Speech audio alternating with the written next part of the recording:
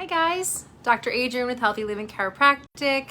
It's Thursday. It's a little bit after 1 o'clock. Sorry, I'm a couple of minutes late, guys. But we are here for our Thursday live, and I'm super excited to talk to you guys today about some summer safety, looking at taking care of ourselves in the sun. I'll talk about hydration as well as kind of bug bites, because as y'all know, this past weekend was Memorial Day weekend, and I'm sure many of people got their share of bug bites this past weekend. So I'm going to talk to you guys about what it is that we do in our family, and kind of what types of kind of prevention we can take care of, and what kind of things we can do to help keep ourselves getting eaten up by all these bugs. Also, what we do as far as kind of aftercare in our house as well too. So just giving you some of our tips, and we'll go from there. So sun safety, we've kind of talked about this a little bit when we were discussing toxins during our detoxing discussion, but we're going to talk about sunscreen. So I'm personally not a huge fan of sunscreen. I believe that we all need the sun. So the vitamin D, see, basically where we live in Minnesota,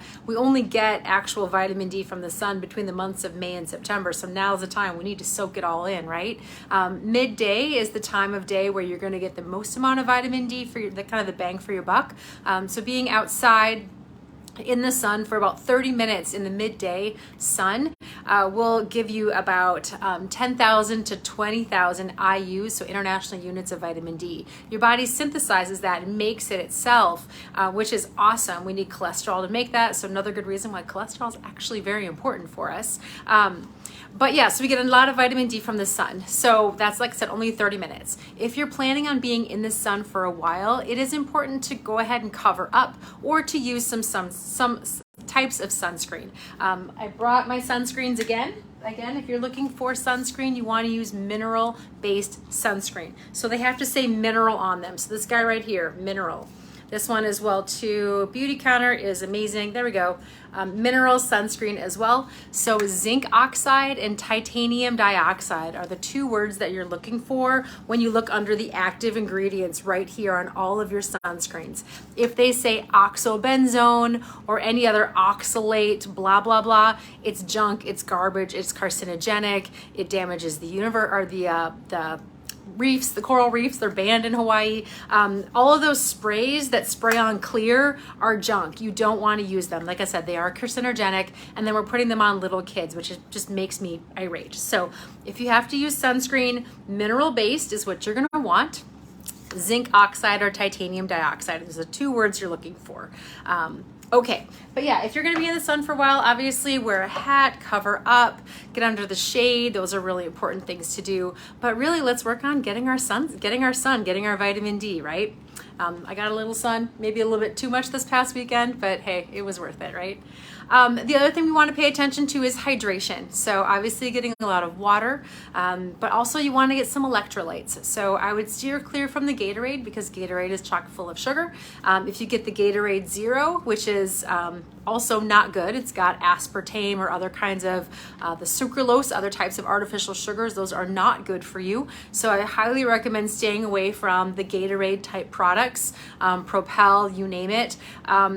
You can use, we have a product called Endura. We're actually just out. I just ordered some more. Metagenics sells a product called Endura. Comes in little packets that you can bring with you, kind of toss in a water bottle. It's great, kind of got a lemon lime flavor. It's more naturally based electrolytes. Or you can just use some coconut water. Coconut water is a really, really great way to rehydrate your body, especially after being out in the sun for a while. So those are kind of some recommendations I would make for hydration.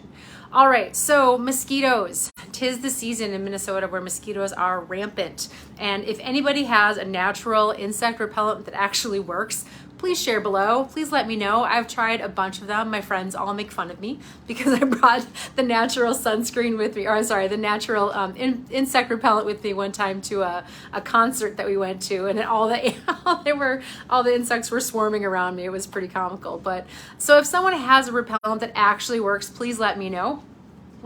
You will use the Terra Shield through doTERRA. It's actually a Melaleuca, or it's their, it's got some citronella in it as well too, and it's got Melaleuca. You can spray this on directly onto your skin. We have these in the office. I highly recommend this as well. It works a little, it works somewhat, but what I would recommend or what we use at our house is if you are going to be out with the bugs quite a bit, we use these off clip-ons. So off has a chemical called DEET, which yes, I have used before.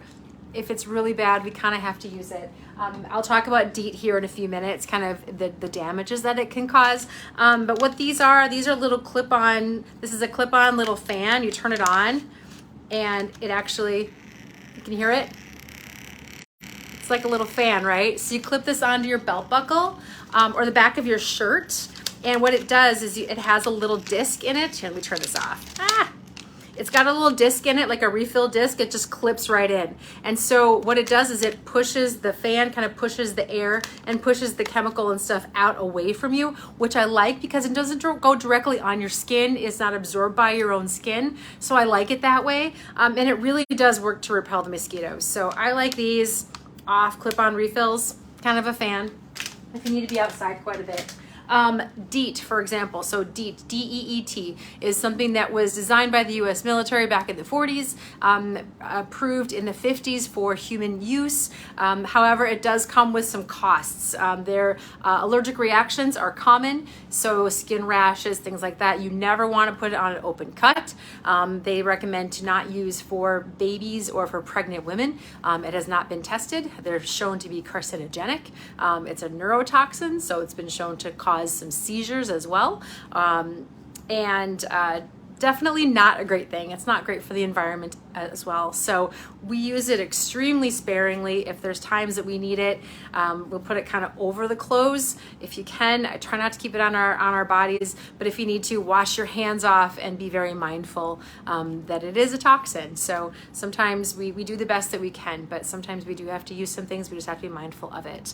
Aftercare for bites. A lot of things we use in our house. I made these a couple years ago. It's called the Owie blend. So it's literally just an essential oil. So it's melaleuca and lavender, tea tree oil and lavender, and then some fractionated coconut oil in here. And I've got a little roller ball. We go ahead and just rub these on the kids' skin when they get bug bites. I, like my younger daughter, swallow up like a balloon whenever I get bites, so this helps quite a bit. Tea tree oil in general will help quite a bit as well too for any bites. Baking soda paste is another kind of older remedy that if you just put a little baking soda, paste it on, can help with bee sting or bug bites. Ice, peppermint oil as well. You could also go out to your herb garden, grab some fresh thyme or some basil and rub that on it as well too. That can help with the itching. And then lastly, using some witch hazel or arnica. Those are good kind of natural and astringents and natural anti-inflammatory to kind of help bring that inflammation down as well. You can also take arnica tablets orally, or we also use in our house, it's called Apis mellifica. So A-P-I-S mellifica. It is, I didn't bring it with me. It's those little boiron tubes that you can get at the co-op, excuse me, and it's Apis mellifica. And what that is actually, it's a bee venom toxin. Technically, it's a very small dosage of it, but it helps quite a bit with any sort of bug bites. We do a lot of Apis in our house as well too. So we've got the Owie blend, the Apis, and a few other things that I mentioned as well.